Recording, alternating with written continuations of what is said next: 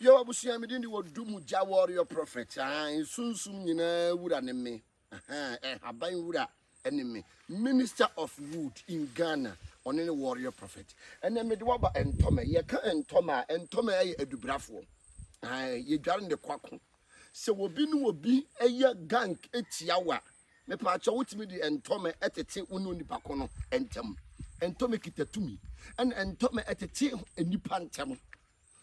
Sasa boni bi di wachi ana mane bi di wachi a utimi dware ntome na so bia kodi hu konkonsa me pa cho bepe ntome wo betwa ntome ni sen na wa pekosua baako na wo kyero nkrofo na omo haw ni nyina edin fa konkonta na so fa kosua na to so na twam se ten utwa confusion be si wo montam so obi gi wasase obi gi wo neyema obi agi wagepade bi afre wo nsama me pa cho pe won ntome kitatumi ase kitapawa ye kasa sedra untimi nyi entome nyeden emfirim odoma kwa no basa ye da onyame inshira ntu na musie odum janie stabless.